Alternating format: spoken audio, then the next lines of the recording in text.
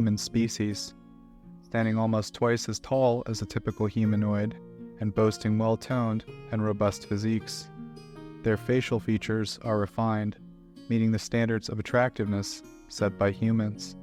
Their skin tone varies, ranging from a pale blue hue to the more common olive brown or dark tan.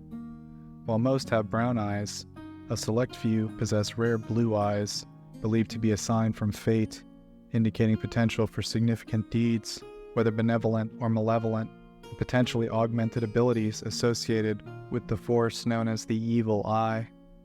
Their attire consists primarily of shimmering silk garments, crafted for both comfort and to accentuate their muscular builds.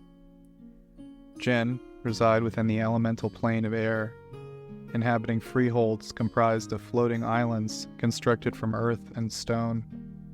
These islands are adorned with various features such as courtyards, buildings, gardens, fountains, and sculptures crafted from flame. The central hub of Jinn civilization is the Citadel of Ice and Steel, a massive structure sculpted from ice and earth into an aerodynamic oval shape. Constantly in a state of descent, the Citadel defies conventional gravity, requiring the authority of the Great Caliph of all Jinn to impose any form of gravitational force within its confines. While Jinn on the prime material plane typically prefer the vast expanses of open deserts to crowded urban settings, they occasionally venture into cities, displaying a degree of friendliness towards mortals. Around approximately negative 7,800 in the Dale Reckoning, a blue-eyed Jinn noble named Calim arrived in Faerun, settling in a region that would later become known as Calimport. He was accompanied by a substantial entourage, including genies, as well as halflings and human slaves. This population was collectively referred to as the Gen, marking the occasion as the Great Arrival. The exact motivations behind Calim's migration to Faerun remain shrouded in mystery, as does his origin. Some scholars speculate that the Gen originated from the elemental plane of air, while others suggest that he came from the Empire of Zahara, another genie-run domain on Toril. Some legends also circulate suggesting that Calim himself had once been enslaved by wizards on another world, eventually leading him to liberate others and seek refuge in Faerun. Despite the uncertainty surrounding his arrival, within a short span of time, his enslaved populace had erected the city of Calimport. This was swiftly followed by the establishment of other cities, such as Thashad Gen, a fortified garrison, Teshil, the site of Calim's renowned harem palace, and Keltar. By the end of the year, the Calim Empire had emerged, alternatively known as the Calim Caliphates. Over the subsequent millennium, the empire expanded rapidly, clearing forests south of the Marching Mountains and displacing the giants and dragons that once inhabited the area. In negative 7,800, dragons launched a devastating assault on Calim's capital, resulting in its sacking and destruction. In response, Calim initiated what would later be termed the Dragon Wars, systematically exterminating every dragon in the Marching Mountains. This campaign rendered the mountains dragon-free for a period spanning 6,000 years. Additionally, Calim successfully expelled the remaining giants from the area. During the tumultuous period of the Dragon Wars, several noble genies opted to defect from the Calim Empire and establish their own kingdoms. Among these defections, notable was the Marid Kingdom, established by Adhu, positioned between the River of Ice and the Alamirs, with its capital city named Adjutal. Marids are genies from the elemental plane of water. Upon Calim's return after battling the dragons for centuries, he was incensed to discover this act of betrayal and promptly declared war. The ensuing conflicts came to be known as the Steam Clashes. Calim personally engaged in combat, defeating two of Adju's lieutenants, the Marids of Hajj and Loire, in the Alamir Mountains. The magical turmoil resulting from these confrontations allegedly led to the formation of Azure Falls and the Maridfla River. Despite his efforts, after 3 years, Calim had yet to secure victory over Adju. In a desperate move, he turned to potent Dao magic, sacrificing the artifacts instrumental in bringing the Gen to Faerun. This drastic action culminated in the utter destruction of Ajutal through a catastrophic earthquake.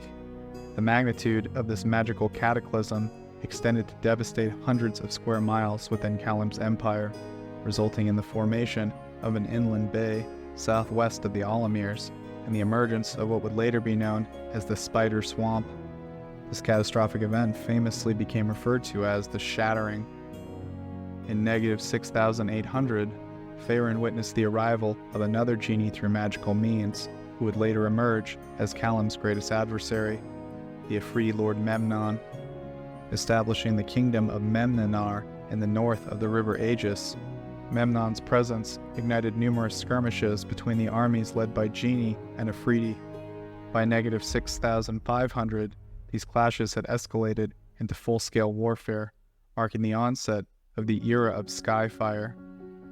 Over the subsequent 4 centuries, the conflict unfolded through a succession of 22 major battles between the opposing Genie-led forces. The protracted war ravaged nearly every city within Memnanar and inflicted significant damage upon half the cities within the Kalim Caliphates. Moreover, the once lush farmlands within both empires were reduced to desolation amidst the relentless strife. The conflict reached its climax in negative 6,100 when the elves intervened.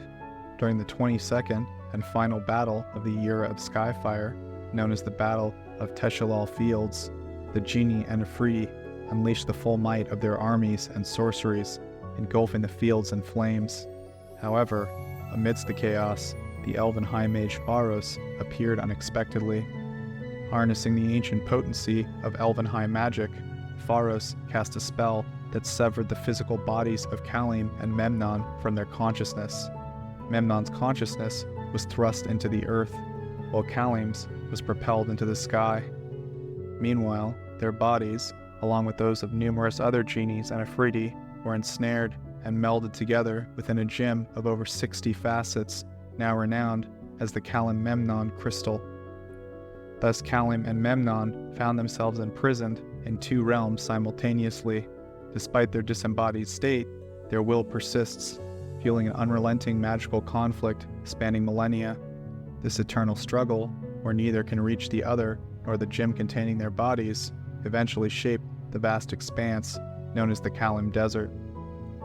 Within the heart of the Kalim Desert, the Kalim Memnon crystal lay safeguarded within the spinning keep of Siriwadjan, a mystical structure hovering 40 feet above the desert floor. With 12 sides and crafted from crystalline stone resembling pearl, the keep defies intrusion from both Kalim and Memnon. Only by breaching its defenses could they hope to reclaim their freedom. Regarded as one of the most potent artifacts ever to grace Faerun, the crystal is still regarded as one of the most potent artifacts to ever grace Faerun. Calimshan boasts a diverse range of landscapes, stretching from the deserts in the west to the swamps in the east, with plains in between. The Koram Steppes are semi-arid grasslands, recently recovering from a magically induced drought, slowly becoming a region of agriculture and herding. They are bordered by the Kalim River and the River of Ice, with fertile lands along these water sources. The towns of Keltar, Manshaka, and Shamidar serve as key population centers. The Kalim Desert, a vast and arid expanse created by the magical cataclysms of the era of Skyfire, is known for its harsh conditions, including the brutal daytime heat, strong and unpredictable winds, and scarce water sources. Despite its inhospitable nature, it is home to nomadic tribes, ancient ruins, monasteries, and the legendary walking oasis. The desert is also a crossroads of trade, with a significant tradeway highway traversing its sands and connecting major cities. The Forest of Mir, a vast, dangerous thicket surrounding the eastern edge of the Marching Mountains, has a deadly reputation. This dense forest is home to druids, rangers, and a myriad of dangerous creatures. The forest's natural and magical hazards, alongside its secretive and elusive inhabitants, make it a place of fear and fascination for the residents of Calimshan. The Marching Mountains are forested peaks forming the northern border of the nation and known as the Shield of the South. Hosting the Janissar monastic communities, halfling settlements, and rumored powerful entities, the mountains present a formidable barrier to those seeking to invade. The plains of Renistar, fertile grasslands situated between the River of Ice and the Forest of Mir, are key to agriculture. Despite their fertility, they are threatened by creatures from the Forest of Mir and the Marching Mountains. The town of Volathomp, known for its mineral wealth, is a significant settlement in the region. The Spider Swamp, a fetid and treacherous swamp extending from the southern tip of the Forest of Mir to the Shining Sea, is home to dangerous creatures like Aranea, lizard folk, and bullywugs. Its perilous conditions and inhabitants contribute to its ominous reputation within Calimshan. In the south lay the Shining Sea, renowned for its crystal-clear waters. Serving as a vital link for trade with regions like Chult, the Shar, and Tharsult, the sea attracts many wealthy sea captains seeking profit and adventurers seeking thrills. It is a hub of commerce and a playground for swashbucklers and corsairs alike. The people of Calimshan are primarily urban dwellers, preferring fortified cities and towns over the dangerous countryside. Small villages are less common in Calimshan compared to other regions like the Dale Lands. The cities are known for their cosmopolitan nature, attracting people from all parts of the world. Calimshan has always been a rich nation, and its people have a strong obsession with wealth. Trade is the source of this prosperity, as Calimshan lies at the nexus of a global trade network. Kalishites are considered to be some of the greatest merchants in the world, skilled in the art of negotiation and commerce. The nation is generally known for its tolerance and acceptance of various religions and creeds. The country has major temples dedicated to most of the deities worshipped in the realms. Clerics of all faiths, even obscure ones, can be found in Calimshan. The worship of Azuth, god of magic, is common among the magical students of Almraven, while the lower classes often seek comfort in the teachings of Ilmater, god of suffering. In Kalishite culture, a prevailing belief asserts their right to dominion over the lands south and west of the Sea of Fallen Stars, often viewing northern cultures as transient and uncivilized. Despite this perspective, they engage in trade with these nations, particularly Waterdeep. Storytelling holds a significant importance in Calimshan, serving as a conduit for history and cultural transmission. A popular saying is, "Never trust the storyteller, but always trust the story." While many tales are folklore and myths, certain stories hold particular prominence. These include the founding stories, the tales of terror, the myth of the birth of coin, and the myth of the Four Rivers. Each convey deeper cultural meanings. Similar to other regions in Faerun, Calimshan primarily consists of humans. Kalishites, the inhabitants, tend to be shorter than average humans, with darker complexion, hair, and eyes. Tieflings, individuals with fiendish ancestry, are prevalent in Calimshan and the southern parts of Faerun, often working as mercenaries. Before the fall of Shanatar, shield dwarves inhabited the territories beneath the nation. This history established deep connections with the genies that once resided in the land. The blood of these beings continued to flow through the veins of Kalishites, occasionally manifesting in their exceptional proficiency in magic. Genasi, individuals with elemental ancestry, make up roughly half the population in the region. In Calimshan, social status is not solely determined by wealth, but also by the ability to maintain a comfortable lifestyle within that wealth. The society's class structure often confined individuals to the social strata they're born into, with women generally not considered equals except in illicit trades. Many lower-class Kalishites turn to adventuring as a means to accumulate wealth and improve their circumstances. Trade plays a vital role in Calimshan's economy, with much of its culture revolving around mercantile activities. Green Kalishite emeralds, used primarily in jewelry, are among the nation's most notable trade commodities, with some finding their way to the western heartlands and Baldur's Gate. Throughout its history, slavery has been deeply ingrained in Kalishite society, constituting a significant portion of its population. Slaves have no legal rights or privileges, often treated as mere property and subjected to harsh conditions. They can be acquired through trade, birth, or as punishment by courts. Within the realm of slavery, different categories emerge based on roles and perceived value. Labor slaves are tasked with strenuous manual labor and considered the least valuable. Personal slaves attend to the physical needs of their masters, responsible for grooming, styling, and other personal care tasks. House slaves perform various domestic and bureaucratic duties, serving households, temples, and government institutions. Mamalukes are slave soldiers of the Calimshan Empire, many of whom rise to officer ranks. By -6000, after the imprisonment of Kalim and Memnon, the human and dwarven forces succeeded in expelling the last remnants of the genies, leading to the establishment of the human nation of Koramshan under the leadership of Koram the warrior. This new nation emerged from the remnants of the fallen genie and Afridi empires. Concurrently, the city of Kalimport was rebuilt. Over the ensuing 4 millennia, Koramshan experienced fluctuations in its territorial extent and power, marked by periods of expansion and contraction. Internal conflicts and external pressures, including dynastic strife and other adversaries, contributed to an overall loss of territory. However, Koramshan maintained its influence and power by engaging in lucrative trade between the dominant powers to the north and south of the nation. During this era, Koramshan witnessed the ascent of the Bakals, priest-kings who worship malevolent forces, straining relations with Shanatar. With the rise of Jamdath around -5800, Koramshan found itself embroiled in a conflict over control of the Lake of Steam. This dispute persisted until a truce was negotiated in -5000, limiting Koramshan's expansion in the region. Concurrently, the realm underwent a transformation, adopting the name Calimshan upon merging with the nation of Mir. The early years of Calimshan were marred by outbreaks of disease, leading many to accuse Jamdath of deliberately spreading it.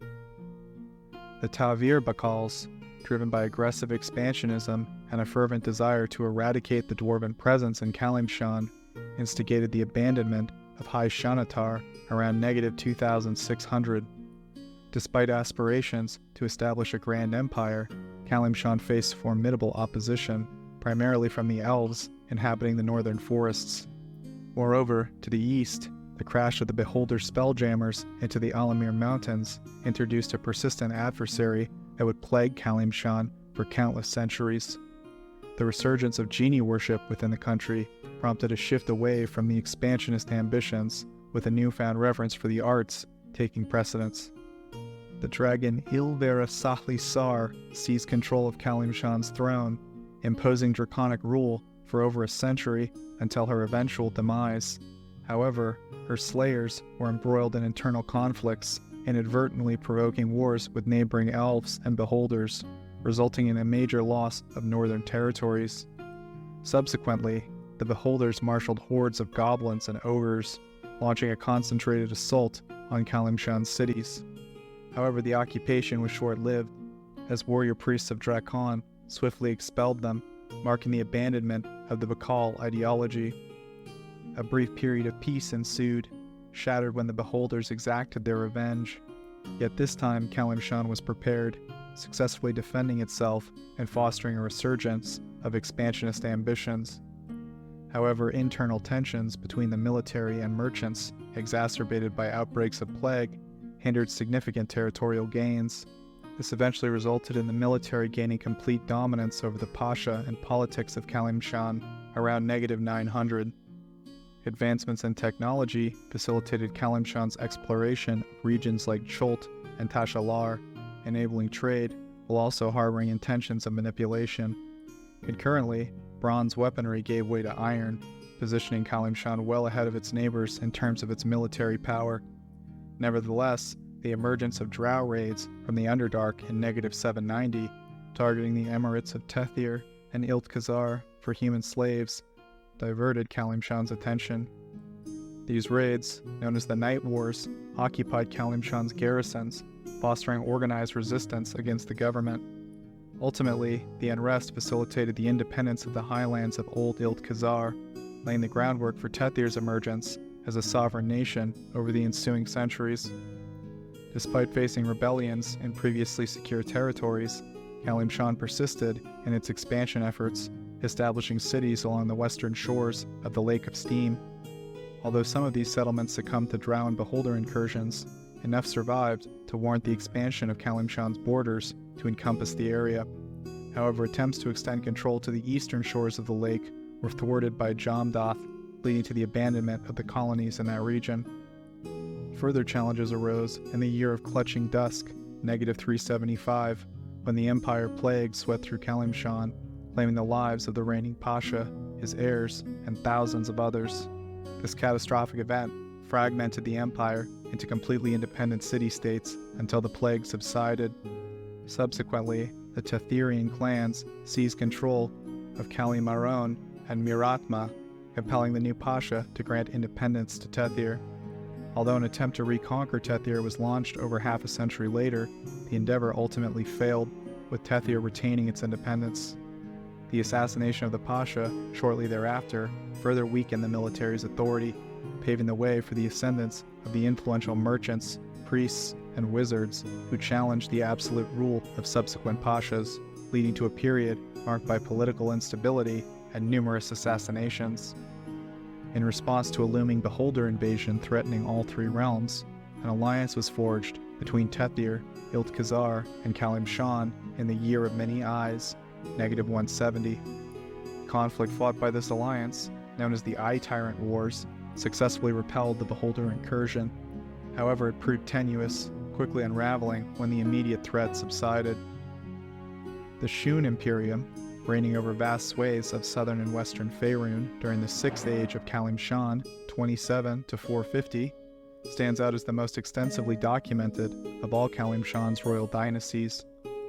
The genesis of the Imperium traces back to Akabar Shun, the Elder, hailing from a lesser-known lineage within a modest noble family with a tradition of producing skilled wizards. At the tender age of 16, Akabar earned prestigious opportunity to apprentice under Vizira wizard princess Rinda Ithal of Tethir. Following over 6 years of tutelage in Miratma, under the queen's guidance, he relocated to Kalimport. After 4 years of leveraging his formidable magical talents for lucrative gain, Akabar ascended to prominence within the city's elite circles. Another 6 years of strategic maneuvering earned him a coveted position within the royal court of Sil Pasha Kadar el Tarsaj, culminating in his marriage to the Sil Pasha's fifth daughter, an appointment as Sil Vizar of his hometown, Memnon. Employing magical fortifications to safeguard himself, his spouse, and his residence, Akabar navigated through the political turmoil, eliminating his rivals through covert and magical means. Within a remarkably brief span of 6 months, he ascended the throne of Calimshan. 3 years later, Akabar orchestrated a marriage alliance between his granddaughter, Arhimeria, and Princess Rinda's grandson, Nishan, aimed at fostering stability between Tethir and Calimshan. Despite objections from both sides, the union was finalized, with young Arhimera sent to Ithmong as a lady-in-waiting. However, Arhimera's allegiance leaned toward her mentor, Princess Rinda, rebuffing her grandfather's attempts to exploit her for magical knowledge. In a bid to secure his dynasty's power, Akabar orchestrated the massacre of the Tetherian royal family, including his own granddaughter. Subsequently, he maneuvered his grandson Amal into assuming the Tetherian throne. However, Amal proved resistant to manipulation, prompting Akabar to resort to poisoning in order to clear the path for his own ambitions. Following Akabar's demise under enigmatic magical circumstances, his grandson Amal, known as Amal Shun III, ascended to both the thrones of Calimshan and Tethir, assuming the title of Girsar, or Overlord of Kings. Amal III consolidated his rule, relocating the court to Shunak and establishing the formidable Shun Imperium. The establishment of the Shun Imperium was marred by internal strife and tragedy. 5 years into Amal Shun III's reign as Caesar, a coup was orchestrated by 3 influential Kalashite noble families discontent with the new regime. This coup resulted in 2 suspicious hunting accidents, claiming the lives of 3 of Amal's 4 sons. Paranoia and cruelty pervaded the remainder of Amal's rule as he withdrew into seclusion, emerging from the confines of his palace in Shunak only once in order to proclaim his ambition to dominate all the surrounding lands. Upon Amal's death, his son Aleph ascended to the throne, initiating the royal tradition of being identified solely by the family name. Despite his ineffectual leadership, Aleph oversaw the commencement of several major road construction projects, initially intended for military use, but later serving as vital trade routes. Additionally, his reign was marked by the occurrence of 5 devastating tidal waves simultaneously striking coastal settlements, prompting the erection of multiple tymbals dedicated to Umberlee. Under Shun II's rule, a wave of persecution against priests ensued, fueled by the personal losses that divine magic failed to avert. With no direct heir, Shun II adopted his newborn nephew on his deathbed and appointed his friend Hazimir al-Aktoral as Rikasar, regent, until the adopted heir reached maturity. Hazimir's disinterest in governance allowed the military to amass considerable power during this regency, leading to territorial expansions in the Lake of Steam region and the Shar. Shun III, characterized by his indulgence and deep-seated paranoia, executed Hazimir after suspecting treachery and spent his reign entrenched in guarding against perceived threats. His obsessive vigilance, however, blinded him to the assassination attempt on his own brother, highlighting the pervasive atmosphere of distrust and intrigue within the Shun Imperium. Shun IV's reign was characterized by a ruthless and bloody regime, marked by the deaths of over 200 nobles and countless others under his command. Descending into madness within a decade of ascending the throne, he was ultimately slain by his younger brother, who assumed the mantle of leadership. Before his death and despite his madness, Shun IV seized control of the Riemann-Asarl Horde, catalyzing a period of intense magical research and experimentation within the Shun Imperial Court, leading to the creation of numerous artifacts and spells, including the renowned Fanged Shield of Sheikh Korort. Amal Shun V, the younger brother of Amal III and IV, initially sought refuge from responsibility through adventure and the pursuit of arcane knowledge. However, upon his return, he was confronted with the madness of his elder brother. Unable to stage a coup, he was compelled to confront Amal IV, resulting in a fatal confrontation where he was forced to wield his magic against his own kin. Coronated by a grateful populace, Amal V's reign heralded a period of enlightenment, marked by the restoration of clergy rights, sponsorship of artistic endeavors, and the construction of significant landmarks such as the Edificant Library and Grand Selunite Cathedral. Amal Shun VI, a third grandson of the previous Kisar, earned the reputation for tough yet just leadership, notably remembered for quelling the Harakhti uprisings. His tenure was tragically short-lived, as he succumbed to a scorpion sting shortly after returning from this campaign. Shun VII's ascent to power was marked by Machiavellian tactics, orchestrating the elimination of his uncle's assassins. Before seizing the throne for himself once he became emperor, he consolidated authority to himself. He centralized power within the Imperium, leaving little room for delegation. Despite the potential risks inherent in such centralization, his charismatic demagoguery inspired unwavering loyalty among his closer subjects, sparing him from the threat of assassination. As a stern and forceful ruler, Shun VII believed in the supremacy of his regime, employing drastic measures to maintain control. In response to a surge in crime, he initiated a ruthless crackdown, igniting city sewers to purge criminal elements and inadvertently causing a catastrophic inferno that claimed millions of lives and devastated urban infrastructure. Subsequently, Shun VII capitalized on the chaos, installing loyalists to oversee illicit activities. During Shun VII's reign, the rise and fall of Bashalar unfolded, a campaign marked by expansionism, driven by a jealous Nazir seeking favor with the Kisar. However, this aggressive expansion drew the ire of Cormyr, leading to a military conflict and a significant retreat of Imperial forces.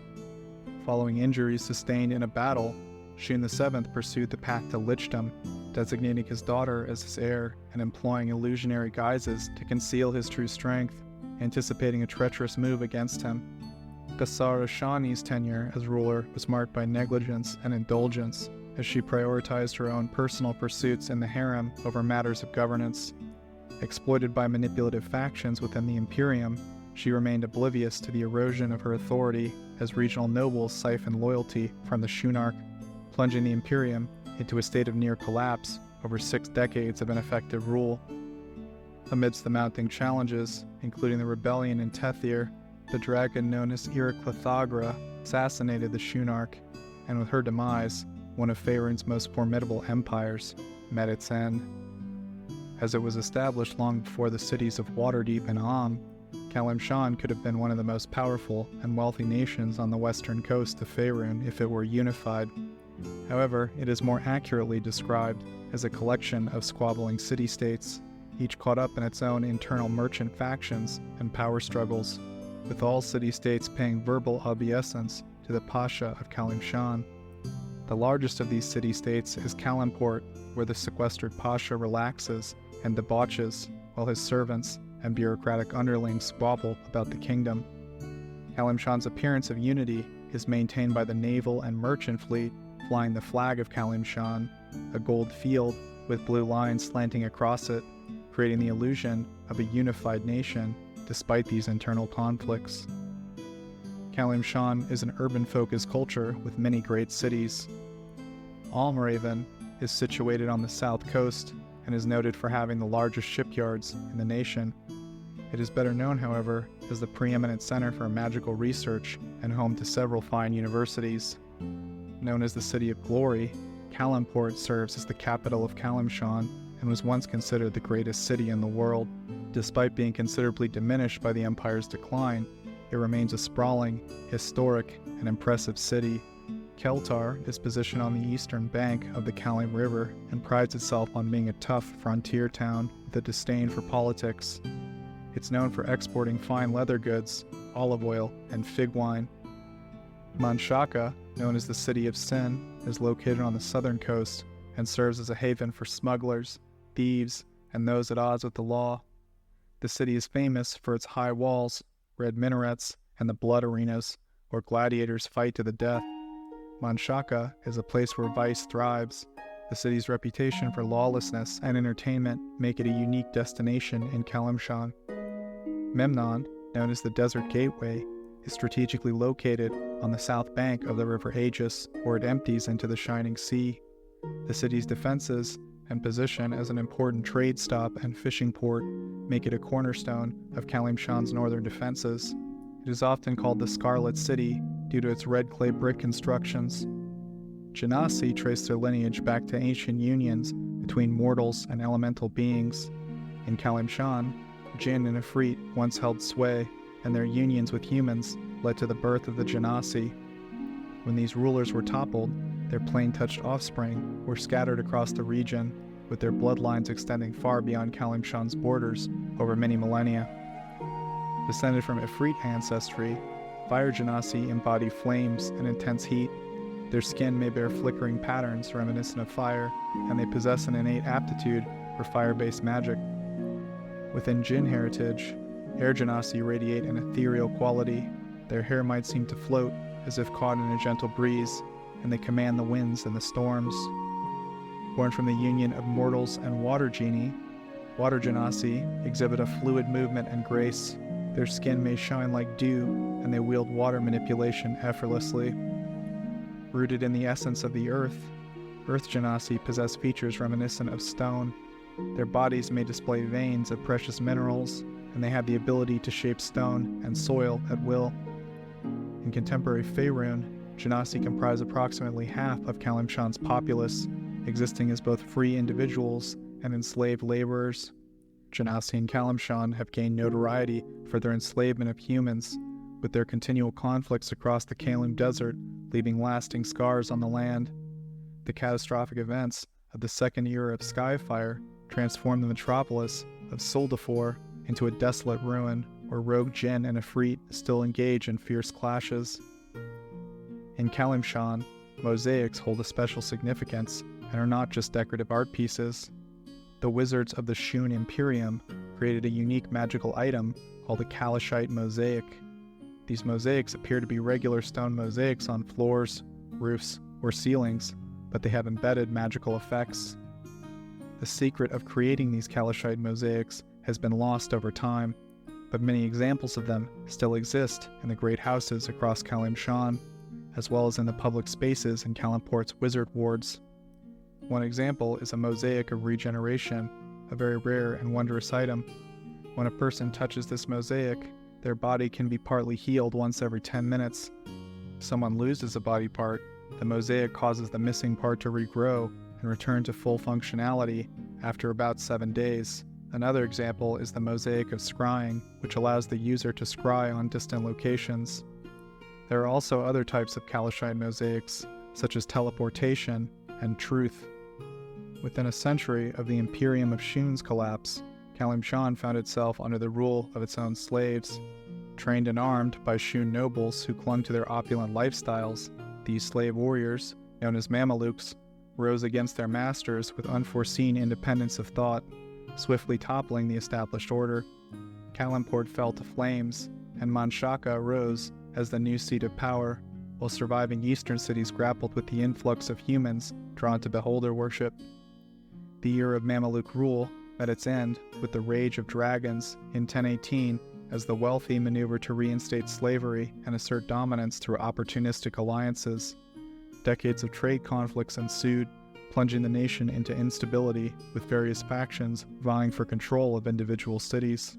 Saban al-Jenispul endeavored to unify Calimshan under his leadership as Sil Pasha, garnering support from city-state pashas and establishing a fragile equilibrium that endured for the subsequent 2 centuries. Despite facing threats such as the Black Horde in 1235, Calimshan has stood firm against these threats. Following Saban's legacy, his son ascended to the throne, solidifying the Jenispul dynasty's grip on power through the strategic use of magic. However, the rise of entities, like the Twisted Rune, posed challenges, contrasting with figures like Pasha Puk, who symbolized stability amidst chaos. As Tethir descended into turmoil, these stabilizing forces maintained Calimshan's prosperity until the upheaval of the Time of Troubles in 1358. Amidst the Darkstalker Wars, Rilan el-Persihal emerged as a clandestine force, orchestrating the downfall of the Jenispul dynasty and consolidating control over both the government and the criminal underworld. However, this arrangement collapsed during the Spell Plague, a cataclysmic event that ravaged the realms, warping the fabric of magic itself. Amidst the chaos, the Kali-Memnon crystal, an ancient artifact binding the powerful genies Kalim and Memnon, was shattered. For millennia, this crystal has served as a prison, holding the 2 adversaries in stasis and maintaining a precarious peace in Calimshan by preventing their destructive conflict of skyfire. The release of Kalim and Memnon reignited their ancient feud, plunging Calimshan into what would be known as the Second Era of Skyfire, though more commonly referred to as the Genie Wars. This conflict is devastating, with both genies commanding elemental powers that reshape the landscape and enslave the human populace. Genasi flocked to Calimshan, drawn into the conflict by their kinship with Kalim and Memnon. They became rulers and warlords, with many humans subjugated under their rule. As the Genie Wars raged, the Sundering, another world-shaking event, began to unfold, further destabilizing the realms. The Sundering's effect included a mysterious dampening of the Genasi's elemental powers. Simultaneously, Kalim and Memnon vanished under unclear circumstances. Some believe they were banished by divine intervention. Despite their disappearance, the conflict persists, now driven by Genasi warlords vying for dominance over Calimshan's fractured lands. In this dark period, a prophet known as Shahrazad arose, inspiring a widespread uprising among the human population. This movement, known as the Glorious Revolution, saw the oppressed masses rise against their Genasi overlords, overturning the subjugation. The revolution culminated in the defeat of the warlords and the liberation of the human populace, with slavery being abolished in Calimshan. In the vacuum left by the revolution, Javad el-Volarn, a key figure in the uprising, was appointed Sil Pasha, effectively becoming the ruler of Calimshan. Under his leadership, the nation has embarked on a period of recovery, buoyed by the resurgence of trade and a collective desire to rebuild. Many view this era as a new golden age, reminiscent of Calimshan's storied past as a center of wealth and culture. However, the scars of the Genie Wars and the memory of the oppression under the Genasi remain, serving as a somber reminder of the past struggles and continuous effort required to maintain peace and prosperity. Calimshan's history as a nation of intrigues is a story woven through epics of magical dominion, celestial conflicts, and the rise and fall of dynasties. This land has been a stage for the ambition of genies, the resilience of humanity, and the strategic cunning of its leaders. From the ancient manipulations of Calim and Memnon, whose eternal struggle cast long shadows over the desert, to the architectural and magical wonders built on the backs of slaves, this ancient land still holds many secrets beneath its sands